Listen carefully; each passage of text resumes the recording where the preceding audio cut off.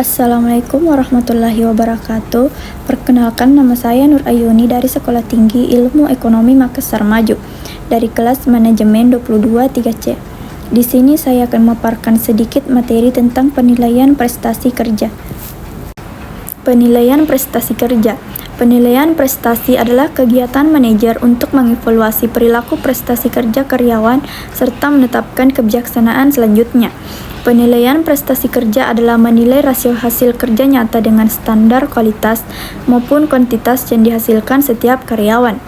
Menetapkan kebijaksanaan berarti apakah karyawan akan dipromosikan, didemosikan, dan atau balas jasanya dinaikkan. Ruang lingkup penilaian prestasi mencakup 5W dan tambah H. Yang pertama yaitu what, yang kedua why, yang ketiga where, yang keempat who, dan yang kelima who. Tujuan dan kegunaan penilaian prestasi kerja yang pertama yaitu sebagai dasar dalam pengambilan keputusan yang digunakan untuk promosi, demosi, pemberhentian, dan penetapan besarnya balas jasa. Yang kedua, untuk mengukur prestasi kerja yaitu sejauh mana karyawan bisa sukses dalam pekerjaannya. Yang ketiga, sebagai dasar untuk mengevaluasi efektivitas seluruh kegiatan di dalam perusahaan.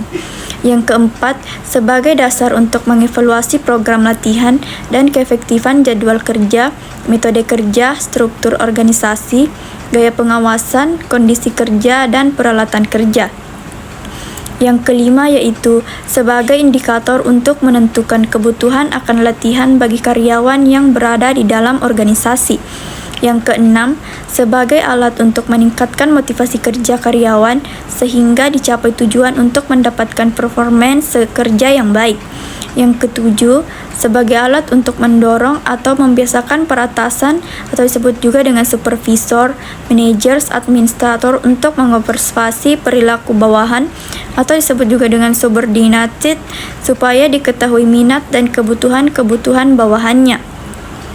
Yang kedelapan yaitu sebagai alat untuk bisa melihat kekurangan atau kelemahan-kelemahan di masa lampau dan meningkatkan kemampuan karyawan selanjutnya. Yang kesembilan sebagai kriteria di dalam menentukan seleksi dan penempatan karyawan. Yang kesepuluh sebagai alat untuk mengidentifikasi kelemahan personel dan demikian bisa sebagai bahan pertimbangan agar bisa. Yang ke-11 sebagai alat untuk memperbaiki atau mengembangkan kecakapan karyawan. Yang ke-12 atau yang terakhir sebagai dasar untuk memperbaiki dan mengembangkan uraian pekerjaan atau disebut dengan job description. Syarat-syarat penilaian prestasi kerja yang pertama, penilai harus jujur, adil, objektif, dan mempunyai pengetahuan mendalam tentang unsur-unsur yang akan dinilai. Yang kedua, penilai hendaknya mendasarkan penilaian atas benar atau salah, baik atau buruk terhadap unsur yang dinilai. Penilai tidak boleh mendasarkan penilaian atas suka atau tidak suka. Yang ketiga yaitu penilai harus mengetahui secara jelas pekerjaan setiap karyawan yang akan dinilai supaya hasil penilaiannya dapat dipertanggungjawabkan dengan baik. Yang keempat, penilai harus mempunyai kewenangan atau authority formal supaya dapat melaksanakan tugasnya dengan baik. Yang kelima, penilai harus mempunyai keimanan supaya penilaiannya jujur dan adil. Unsur-unsur yang dinilai di dalam penilaian prestasi kerja yang pertama yaitu kesetiaan, yang kedua kejujuran, yang ketiga kreativitas, yang keempat adalah prestasi. Yang kelima kedisiplinan, keenam kerjasama, yang ketujuh kepemimpinan, yang kedelapan kepribadian, 9 prakarsa, yang ke-10 kecakapan, 11 tanggung jawab. Metode penilaian prestasi karyawan yang pertama yaitu metode tradisional. Metode ini merupakan metode tertua dan paling sederhana untuk menilai prestasi karyawan dan diterapkan secara tidak sistematis maupun sistematis. Yang kedua, metode modern. Metode ini merupakan perkembangan dari metode tradisional dalam menilai prestasi karyawan. Yang termasuk ke dalam metode modern ini adalah Assessment Century, Management by Objective atau MBO atau MBS, dan Human Asset Accounting. Kendala serta tolak ukur penilaian prestasi kerja.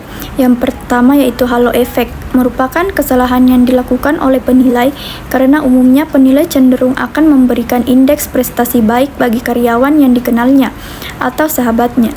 Sebaliknya, terhadap karyawan yang kurang dikenal, penilai memberikan indeks prestasi sedang atau kurang. Penilai sering mendasarkan penilaian atas dasar like or dislike, bukan atas dasar fisik, psiker, atau right or wrong.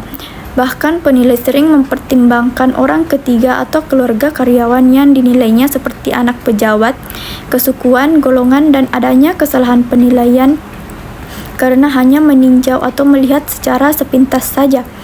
Tolak ukur penilaian yang pertama yaitu leniency, yaitu kecenderungan penilaian untuk memberikan nilai yang murah dalam evaluasi pelaksanaan kerja ke para karyawannya.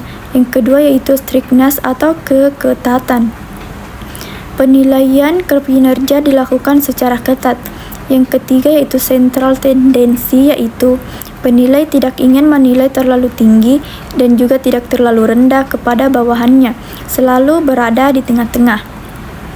Yang keempat yaitu penilaian yang terjadi akibat adanya prasangka-prasangka sebelumnya baik dan positif maupun negatif.